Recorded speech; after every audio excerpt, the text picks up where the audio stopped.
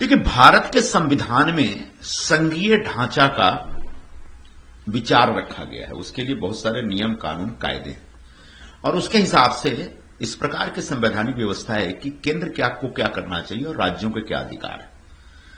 जो केंद्रीय जांच एजेंसियां हैं, उनको पूरा अधिकार है हिंदुस्तान में किसी भी राज्य में जाकर के छानबीन करने का।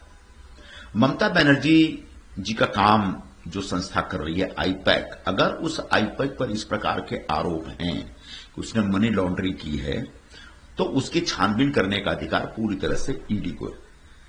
लेकिन जिस तरीके से ईडी के रेड के बाद, आईपैक के ऑफिस पर ईडी के रेड के बाद जिस तरीके से ममता बनर्जी पूरा लाव लश्कर लेकर के सैकड़ों पुलिस वालों के साथ ईडी वालों का घेराव करती हैं और जो फाइलें ईडी वालों ने अपने हाथ में ली थी छानबीन के दृष्टिकोण से, वो छीन करके चली जाती हैं, वह केंद्र और राज्य के संबंधों के ऊपर एक बड़ा सवाल खड़ा करता है। ममता बनर्जी पश्चिम बंगाल की मुख्यमंत्री हैं, संवैधानिक पद पर बैठी हैं। उनको इस बात का एहसास होना चाहिए कि किसी भी व्यक्ति को इस बात का अधिकार नहीं है कि किसी सरकारी अधिकारी या कर्मचारी के कामकाज में दखल दे। जो जांच एजेंसियों के अधिकारी थे, वो सरकारी अधिकारी थे, वो अपनी जांच की प्रक्रिया पूरी कर रहे थे।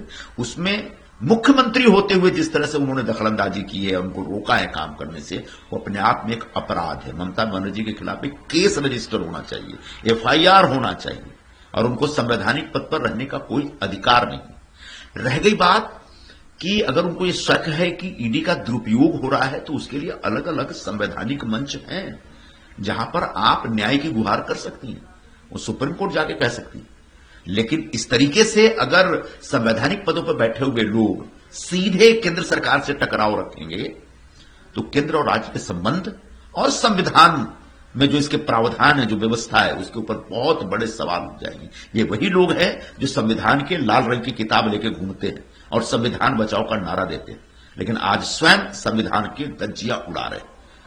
गृह मंत्री श्री अमित शाह जी ने वही किया है जो एक मंत्री को करना चाहिए। एक मंत्री के पास जो अगर किसी प्रकार की जानकारी आती है, उनको लगता है कि इस पूरे प्रकरण की जांच होनी चाहिए, तो निश्चित तौर पर एजेंसियों को इस प्रकार का आदेश दिया जाना चाहिए। लेकिन अपनी राजनीतिक लड़ाई को आप जो एक संवैधानिक प्रश्न के रूप में कन्वर्ट करना चाहते हैं, ये सरासर गलत है। महापौर को लेकर सवाल उठाए जा रहे हैं। राज ठाकरे कहते हैं कि मुख्यमंत्री ने कहा कि हिंदू महापौर रहेगा। हिंदू और मराठी में फर्क है, इस तरह से राज ठाकरे। देखिए, राज ठाकरे हों या उद्धव ठाकरे हों, इन दोनों भाइयों के ऊपर जिहादियों का जबरदस्त प्रभाव पड़ गया है, जबरदस्त दबाव पड़ रहा है। ये जिहादी चाहते हैं कि हिंदू समाज के बीच भाषा, जाति और प्रांत के नाम पर भेदभाव हो। राज ठाकरे या मनसे या उबाठा मराठी भाषा के मान सम्मान के लिए संघर्ष करती है या फिर मांग करती है, हम इसका समर्थन करते हैं। महाराष्ट्र में मराठी भाषा का मान सम्मान होना चाहिए। लेकिन जब एक वारिस पठान उठता है और कहता है कि बुर्का पहनने वाली औरत मुंबई की महापौर बननी चाहिए या कलमा पढ़ने वाले मुंबई के महापौर बनने चाहिए, तब तो राज ठाकरे विरोध नहीं करते। लेकिन जब हमारी तरफ से मांग होती है कि मराठी ही नहीं, मराठी तो होना ही चाहिए, हिंदू होना चाहिए, पहली मांगे होती, तो जैसे ही है कि हिंदू के महापौर होने की बात होती है, तो अचानक मनसे वाले और उबाठा वालों के पेट में दर्द होने लगता है। इसका मतलब उनको हिंदुत्व से एलर्जी है। इसका मतलब शिवसेना प्रमुख बाला साहब ठाकरे ने जो हिंदुत्व की विचारधारा का पालन पोषण किया था, जिसके आधार पर पूरी जिंदगी उन्होंने लड़ाई लड़ी थी, उस पूरे विचार के साथ उन्होंने, बाला साहब के विचार के साथ उन्होंने गद्दारी कर दी है।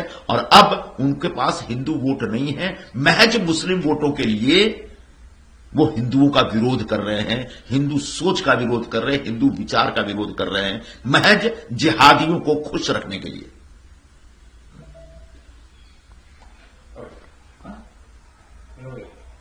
अजीत पवार जी को यह नहीं भूलना चाहिए कि वो अंततः महाराष्ट्र की महायुति सरकार के उप मुख्यमंत्री हैं। आज एक ऐसी परिस्थिति है कि पिंपरी चिंचवड़ और पुणे महानगर पालिका में भारतीय जनता पार्टी बनाम अजीत पवार की पार्टी बनाम शिवसेना चल रहा है। लेकिन आखिरकार हम सब एक महायुति गठबंधन का हिस्सा हैं और इस गठबंधन का एक धर्म है और इस धर्म से जुड़ी हुई मर्यादाएं हैं। उन मर्यादाओं का पालन करने के लिए अजीत पवार जी को तैयार रहना चाहिए, और कभी कभी लगता है कि उन मर्यादाओं का वो उल्लंघन कर रहे हैं।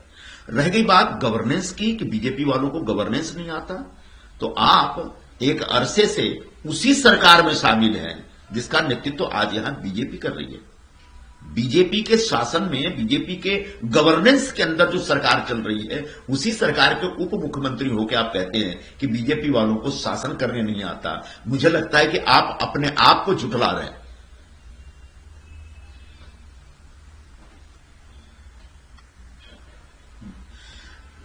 ये मनसे और वाठा वालों की बड़ी संकुचित मानसिकता का प्रतीक है। ये मुंबई का विकास जो वही लोग कर सकते हैं जो मुंबई में पैदा हुए हैं। तो मुंबई में पैदा हुए लोगों के पास 25 वर्षों तक मुंबई महानगर पालिका की सत्ता थी, क्या वो मुंबई का विकास कर पाए? ये कहना कि कोई नागपुर में पैदा हुआ या कोई दूसरे शहर में पैदा हुआ इसलिए जो मुंबई में पैदा नहीं, मुंबई का विकास करना नहीं जानता, मुंबई की समस्याओं से वाकिफ नहीं है। आप तो मुंबई में पैदा हुए, मुंबई की समस्याओं से वाकिफ थे, तो फिर आपने मुंबई का विकास क्यों नहीं किया? आपकी तो उम्र चली गई, आप बुढ़ा गए। मुंबई में पैदा होने के बाद भी मुंबई के लोगों का कल्याण नहीं कर पाए, न उनको पानी दे पाए, न रास्ता दे पाए, न साफ सफाई दे पाए, न स्कूल चला पाए, न अस्पताल चला पाए। महज आपने मुंबई को लूटा है। तो मुंबई में पैदा होने का मतलब यह नहीं कि आपको मुंबई महानगर पालिका की तिजोरी को लूटने का कोई सर्टिफिकेट मिल गया है, लाइसेंस मिल गया है। तो ये मुंबई और नागपुर में भेदभाव करना बंद करें। सच यह है कि मुंबई के विकास का काम पिछले 4-5 वर्षों में बहुत तेजी से हुआ है, और ये करने वाले कौन से लोग हैं? तो पहले हमारे मुख्यमंत्री श्री एकनाथ शिंदे जी जो ठाणे से हैं, सतारा से हैं, और उसके बाद अभी फडणवीस जी जो स्वयं नागपुर के हैं। तो यह मुंबई महाराष्ट्र की राजधानी है, और इस राजधानी के विकास और राजधानी में रहने वाले लोगों के कल्याण के प्रति पूरा महाराष्ट्र समर्पित है, और पूरा महाराष्ट्र इसी भाव से मुंबई में विकास का काम करता है। परम आदरणीय राहुल गांधी जी क्या बोलना चाहते हैं वो उनको खुद भी शायद समझ में नहीं आता। अगर उनका कहने का आशय यह है कि जहां जहां बीजेपी की डबल इंजन सरकार है वहां पर काम अच्छा नहीं हो रहा है या भ्रष्टाचार को संरक्षण दिया जा रहा है, तो कर्नाटक में तो डबल इंजन सरकार नहीं है, फिर कर्नाटक का विकास क्यों रुक गया है? रोज बेंगलोर के लोग सड़कों पे क्यों रहते हैं बेंगलोर की बुरी हालत को देख करके? रोज कर्नाटक के गांव-गांव के लोग, जिले-जिले के लोग विकास के लिए तरसते हुए, तड़पते हुए क्यों दिखते? कर्नाटक की आपकी सरकार क्यों स्थिर है? वहां पर कर्नाटक के विकास पर ध्यान देने के बजाय कर्नाटक में मुख्यमंत्री पद की जो लड़ाई चल रही है उस पर कांग्रेस का ज्यादा ध्यान है।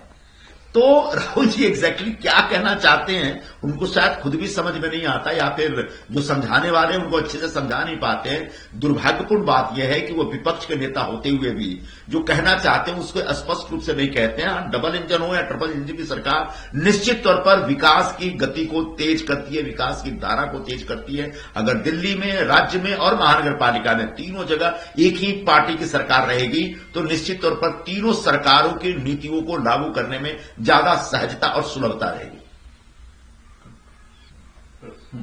लालू यादव जी और उनके परिवार के सदस्यों के ऊपर भ्रष्टाचार के गंभीर आरोप है और आरोपों की सुनवाई हो रही है, और आज दिल्ली की अदालत ने उन आरोपों को तय किया है।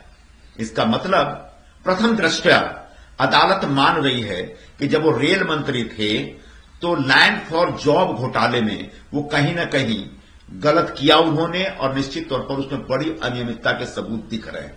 आने वाले दिनों में लालू यादव जी, उनके पार्टी के लोग और उनके परिवार के लोग ये जो पूरा भ्रष्टाचार करके अकूत संपत्ति इकट्ठा किए हुए हैं, जब उसकी छानबीन होगी और कोर्ट की तरफ से कोई फैसला आएगा तो एक ही रोना रोएंगे कि वो एक खास समाज के हैं या विरोधी पक्ष में है, इसलिए उनको सताया जा रहा है।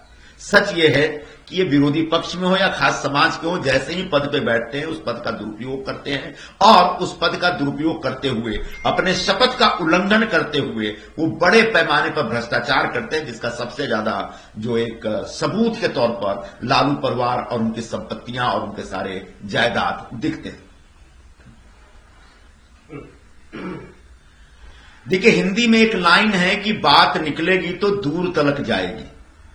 कल ममता बनर्जी जी ने जो हरकत और जो आपराधिक कारनामा किया है वो कल ही खत्म नहीं होने वाला। उसके ऊपर एक लंबी लंबी लड़ाई होगी, और कई संस्थाएं इसमें शामिल होंगी इस पूरे अपराध के बारे में अपना विश्लेषण और फैसला सुनाने के लिए। ममता बनर्जी ने भले ही ईडी के खिलाफ एफआईआर कर दिया क्योंकि पुलिस उनके पास है, लेकिन ममता बनर्जी ने भी एक अपराध किया है। सरकारी कर्मचारियों को काम करने से रोकने वाला अपराध है। उस अपराध के खिलाफ भी ममता बनर्जी के खिलाफ एफआईआर होगा और उसके खिलाफ कानून कार्रवाई करेगा ही करेगा। ईडी के पास ममता बनर्जी की हरकतों के खिलाफ कोर्ट जाने के अलावा कोई रास्ता नहीं। मैं उम्मीद करता हूं कि कलकत्ता हाईकोर्ट एक संवैधानिक पद पर बैठी हुई मुख्यमंत्री के आपराधिक कारनामों का संज्ञान लेगा और ईडी को काम करने के लिए सहूलियत देगा, क्योंकि ईडी की जिम्मेदारी है। पार्लियामेंट के द्वारा पास किया हुआ जो कानून है पीएमएलए, उस कानून के तहत ईडी काम करता है और ईडी के पास ये जिम्मेदारी दी गई है, यह मैंडेट दिया गया है कि अगर कोई व्यक्ति और कोई संस्था मनी लॉन्ड्रिंग करते हुए पाया जाता है या पाई जाती है तो उसके खिलाफ कार्रवाई की जानी चाहिए। आईपैक एक ऐसी संस्था है जिस पर एक अरसे से करोड़ों रुपए का हेराफेरी करने का आरोप है। आज आईपैक एक ऐसी संस्था है जो अलग अलग पॉलिटिकल पार्टियों से कॉन्ट्रैक्ट लेती है और बहुत ज्यादा कह सकता हूं मैं कि एक ऑफिशियल ढंग से पेमेंट नहीं लेती, अनऑफिशियल ढंग से बहुत सारे पैसे लेती है। अब वो पैसे कहां से आते हैं, कैसे जाते हैं, उस पैसे में भ्रष्टाचार का पैसा कितना है, इसकी छानबीन करने का अधिकार पूरी तरह से ईडी को है और ईडी को पूरा अधिकार है कि आईपैक के जहां जहां दफ्तर हो, अगर ममता बनर्जी के घर में भी आईपैक का दफ्तर है तो वहां पर भी ईडी को रेड मारने का अधिकार है।